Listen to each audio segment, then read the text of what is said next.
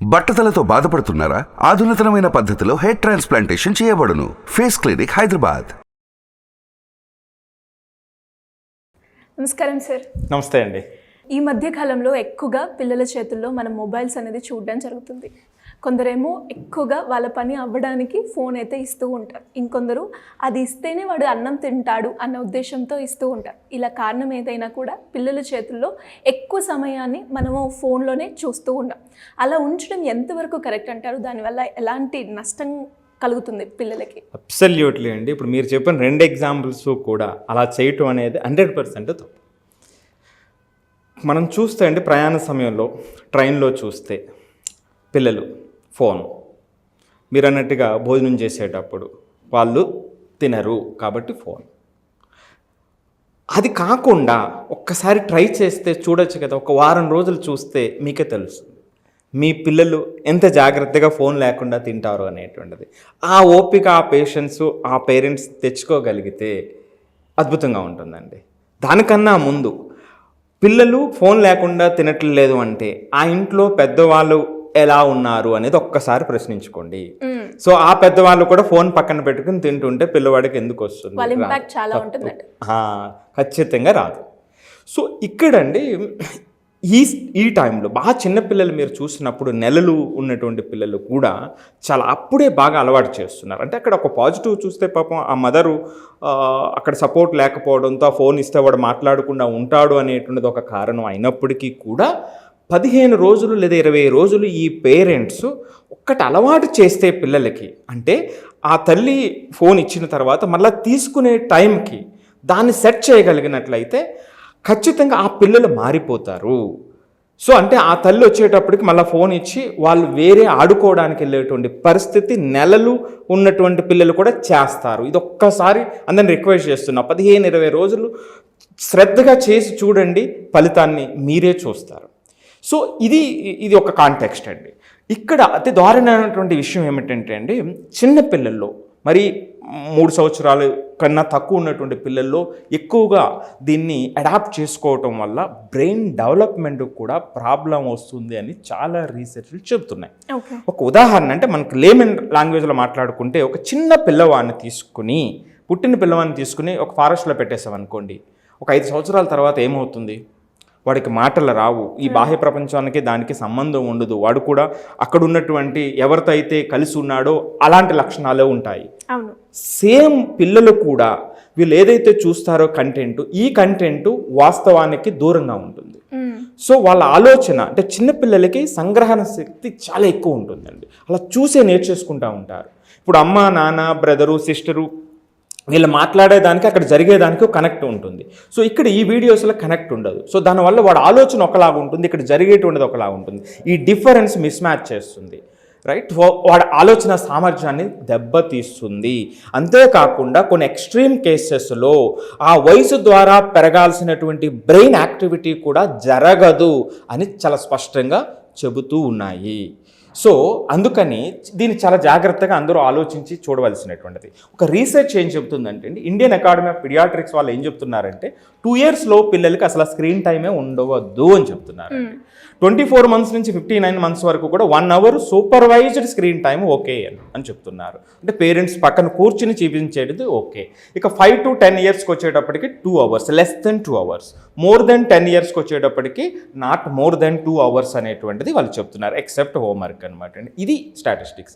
కానీ జరుగుతున్నది ఏమిటంటే, కైజర్ ఫ్యామిలీ ఫౌండేషన్ వాళ్ళు ఇచ్చినటువంటిది 4.5 hours 0 to 8 years ఉన్నటువంటి పిల్లలు తీసుకుంటున్నటువంటి టైం ఒక్క రోజులో ఇది జరుగుతున్నటువంటి. సో ఈ ఫోన్ అనేటువంటిది మనం కంప్లీట్గా అవాయిడ్ చేయలేము మన దగ్గర నుంచి, కానీ దాన్ని వైజ్గా ఎలా వాడాలి అనేటువంటిది అర్థం చేసుకోవాలి. అందులో మొట్టమొదటి కొన్ని సందర్భాల్లో పిల్లలు ఎడిక్ట్ అయిపోయారా లేదా అన్న దానికి మనం ఒక 4 కారణాలు చెప్దామండి. అందులో మొదటిది, కొంతమంది పిల్లలు అటు వెళ్ళినా ఫోన్ పట్టుకునే ఉంటారు.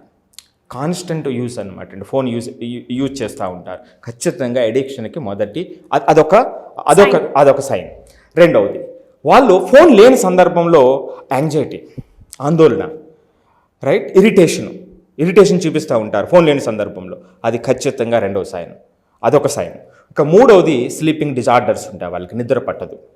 ఇక 4వది కాన్సన్ట్రేట్ చేయలేరు. ఆ పిల్లల దగ్గర ఫోన్ తీసుకున్న తర్వాత వాడు చదవమంటే చదవడు, లేకపోతే వాడు చేయాల్సిన పని ఏది చేయడు. చేయాల్సిన పని కాకుండా వేరేది ఏదైనా చేస్తూ ఉంటాడు. సో ఇది ఈ 4 లక్షణాలు ఉన్నాయి అంటే ఖచ్చితంగా ఫోన్కి ఎడిక్ట్ అయ్యారు వాళ్ళు. సో ఖచ్చితంగా దీని మీద రెస్పాండ్ అవ్వాలి అనేటువంటిది మొదటి స్టెప్ అండి. ఇక ఈ ఫోను విడదీయలేమో అని మనం అనుకున్నాం. సో దీని నుంచి ద బెస్ట్ అవుట్పుట్ని ఎలా తీసుకోగలం అని చూసినప్పుడు అండి, మొట్టమొదటిది ఎడ్యుకేషన్ అండ్ ఎంటర్టైన్మెంట్. సో ఇదివరకు అయితే అమ్మమ్మలు నాన్నమ్మలు వీళ్ళంతా మన దగ్గర ఉండేటువంటి వాళ్ళు, వాళ్ళ ద్వారా మనం కొన్ని కథలు ఉండేటువంటి వాళ్ళు, రైట్. కొన్ని లాంగ్వేజెస్, చాలా లోతైనటువంటి లాంగ్వేజ్ నేర్చుకునేటువంటి అవకాశం కలిగేది. అంటే ఒక రీసెర్చ్ చెప్తుందండి, ఒక పిల్లవాడు 5 సంవత్సరాల లోపు పిల్లవాడు ఏ ట్రైనింగ్ లేకుండా 5 లాంగ్వేజెస్ నేర్చుకోగలడు అని. 5 లాంగ్వేజెస్. సో అలా చూసి నేర్చుకోగలడు అని. సో అంత గొప్ప సంగ్రహణ శక్తి ఆ పిల్లల్లో ఉంటుంది వాళ్ళకి. సో ఇక్కడ మొట్టమొదటి ఎవరైతే ఈ టైం వాడుతున్నారు ఈ పిల్లలు, దాన్ని కొంచెం డైవర్ట్ చేస్తే అద్భుతమైనటువంటి ఫలితాలు వస్తాయి. సో వాళ్ళు ఏం చూస్తున్నారు, ఏ కంటెంట్ చూడాలనే వాళ్ళని లింక్ చేయగలగాలి. ఉదాహరణకి ఎడ్యుకేషనల్ యాప్స్ ఉంటాయండి. సో ఆ యాప్స్ ఏమిటంటే PBS కిడ్స్ యాప్ అని, న్యాచురల్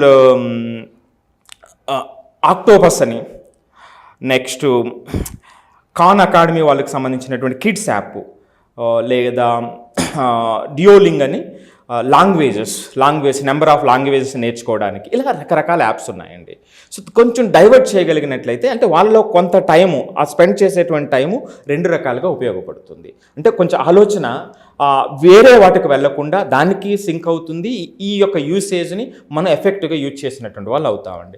అదే సందర్భంలో ఇంటరాక్టివ్ లెర్నింగ్ యాప్స్ ఉంటాయండి, ఎడిషన్స్, సబ్ట్రాక్షన్స్, ఇవన్నీ కూడా కొంచెం ఇంటరాక్టివ్గా చేయడానికి. సో ఆ టైంని కొంచెం ఇలా చేయగలిగినట్లయితే అక్కడ ఎడ్యుకేషన్తో పాటు వాళ్ళు ఏదైతే ఎంటర్టైన్మెంట్ అనుకుంటున్నారో పిల్లలు, దాంతోపాటు మనం ఎడ్యుకేషన్ కూడా ఇచ్చినటువంటి వాళ్ళం అవుతామండి.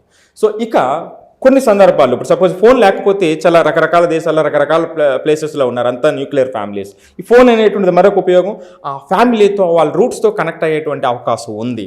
సో అది కూడా ఒక మంచి పాయింట్ ఇక్కడ మనం డిస్కస్ చేసుకోవాల్సినటువంటిది. సో ఇక్కడండి ఇక నెగిటివ్స్కి వచ్చేటప్పటికి కాన్సన్ట్రేషన్ ప్రాబ్లమ్స్ అండి.